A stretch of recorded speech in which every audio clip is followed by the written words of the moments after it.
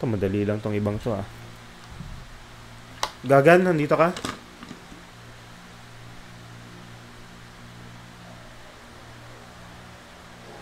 Yes po, sir. Ano yung gagawin? Yung Reddit na lang, sir, na logo. Luma? Luma ba to? Or ito yung Opo, yan yung lumang logo po, sir. Ata. Kaso character na to eh. Mahirap ipaliwanag to ng... Ba't kasi ito ginawa mo? Logo tas character. Pero sige. Nakahiwalay naman. Very good ka. Sige, workable. Pero itong ano, itong for sure, okay. Hindi ko na siya i-ano, isi-symbol kasi line lang naman siya. Stroke. So, pwede yung ano sa kanya, shape twin.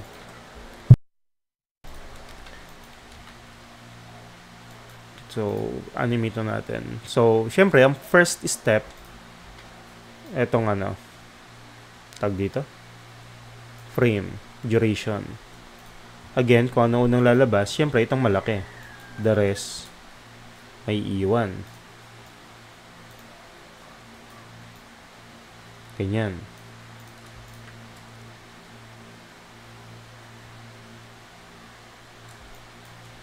Tapos ito, pag nag-appear, naka ano muna. So, keyframe dito, simplehan na lang natin.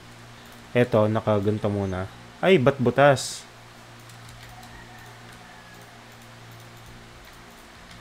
Yun yung problema. So, ganyan muna. Tapos ito, send, tama. Ito naman, dito muna. Siguro, parang Teletubbies. Ganyan muna siya mag-a-appear. Tapos gaganyan. Tapos, tsaka mo i-animate itong mata. So, dalawang keyframe nilagay ko. Kasi loop animation. Ito yung nakaganto.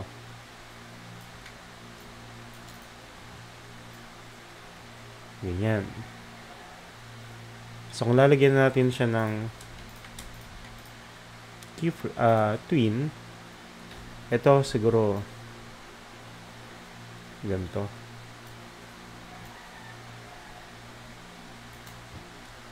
Classic twin, ease out.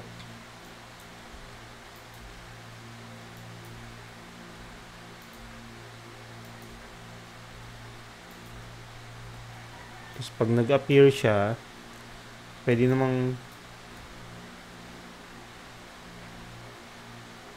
galing dito.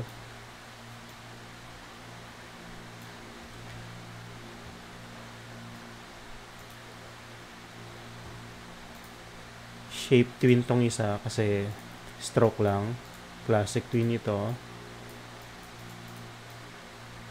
Parang ganyan. Pero yung straight na wala. Kailangan ko pa ng keyframe dito.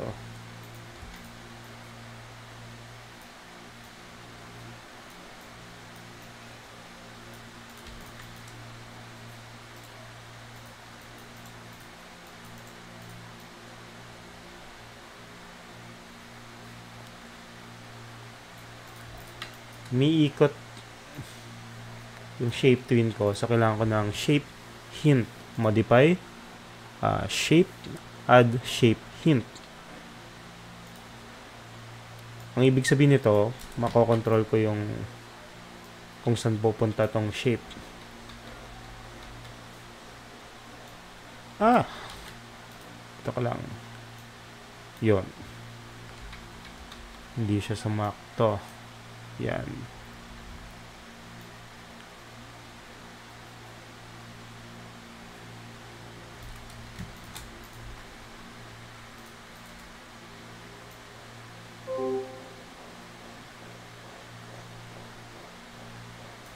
Pwede ko siyang isobra.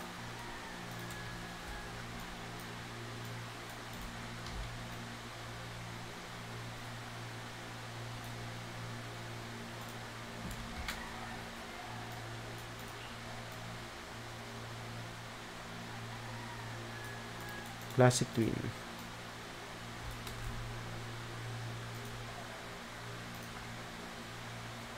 Ay, nag-flip. Sumobra. So, ease in and then ease out.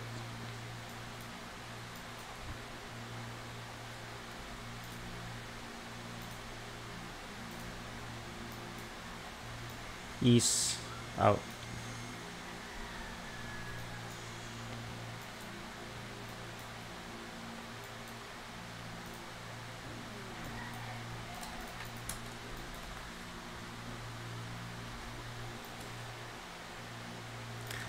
Tapos sasobrahan ko na lang to.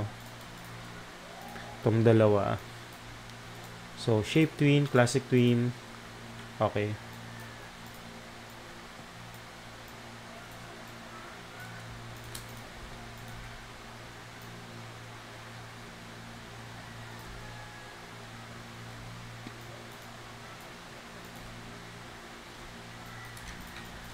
Ganon.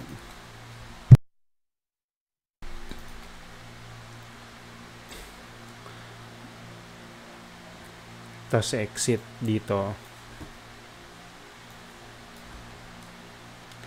Bababa na lang. Pero ito magi-straight. Shape. Classic. Classic. Ease in. Ease in.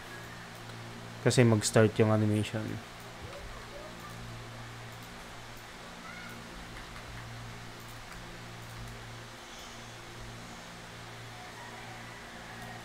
Tapos, liliit na lang din uli ito.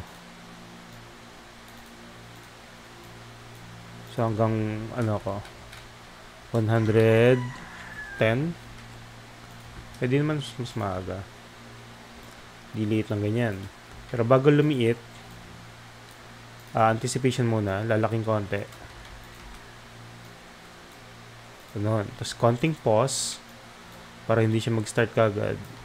So, i-remove ko lang itong mga to. F7. Ease in.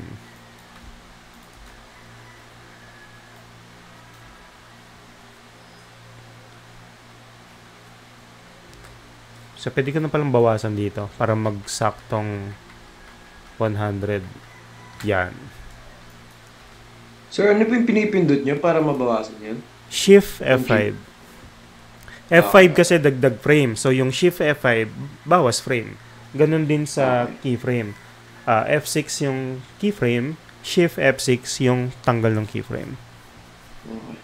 Tsaka sir, may nakita po ako nag-chat dito, yung si King nag-chat po if pwede daw po mag-add ng other elements for animation. Kasi iniisip ko rin if magdadagdag ako dun sa animation. Paano ng element? Parang, kasi may pa-curve dun sa may boat na ginawa ako sir. Tapos, gusto ko ipakita sana na bago mag-sway yung boat, calm waters muna yung nilalapagan niya. Basta lang, be aware lang sa duration din ng iba. Baka, basta pantay-pantayin nyo lang yung duration. Baka kasi sumobra ng duration nyo. So, delay yung iba. Tulad nito, sinasakto ko lang sa 100. So, 4 seconder. So, make sure lang na kung 5 secondary animation nyo, 5 secondary din sa ibang icon nyo. Pantay-pantay. Pero hindi ko pa alam sir kung ano yung kay King King, salita ka King. Tapos eto pala, kasi galing siya sa labas. Pumupunta din siya sa labas. Kung babaguhin ko yung, ayan, makikita nyo, galing sa labas. So, ang gagawin ko, bagong layer dito sa ibabaw. Tapos, highlight ko tong yung background. Eto, yung red. Naka-highlight na. Alt, nakadiin yung alt para ma-duplicate ko siya. Lahat ng animation niya. So, nakopy dun sa ibabaw na frames na layer. So, right-click, mask. So, nag-mask siya dito. Kailangan ito din, tsaka iba pa. So, shift select. ilalagay ko siya dun sa ilalim para maging mask din. Dinrag ko lang naman. Ayan, naging mask na sila. Ilalak ko na lang. Okay na yan. Yon. So, hindi siya lumalagpas. Yun yung masking. Pwede ko nang ibalik tong background sa white. So, 100.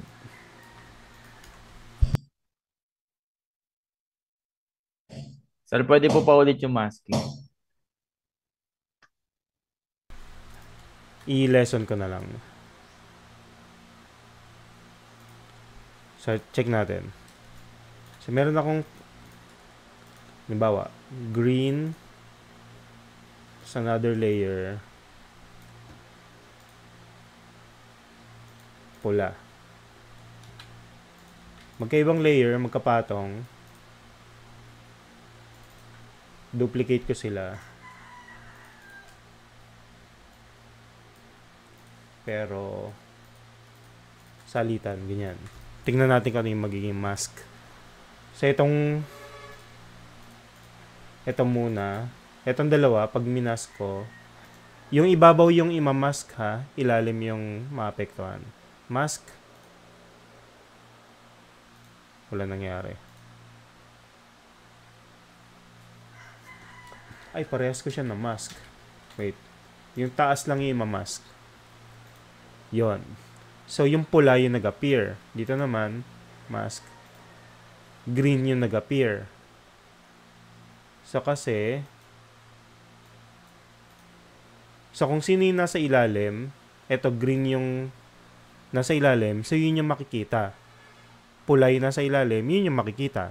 Pero yung layer sa ibabaw, no matter what yung color niya,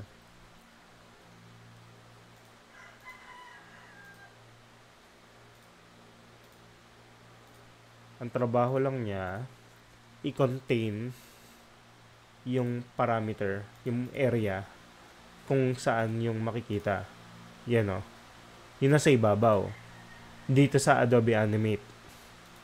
Sa ibang program kasi baliktad eh.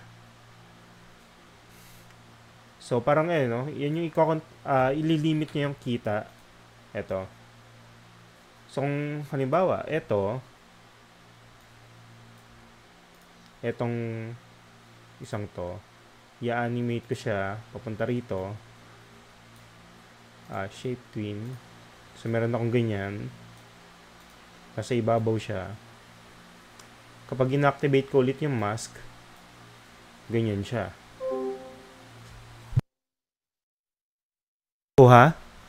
Yun yung masking.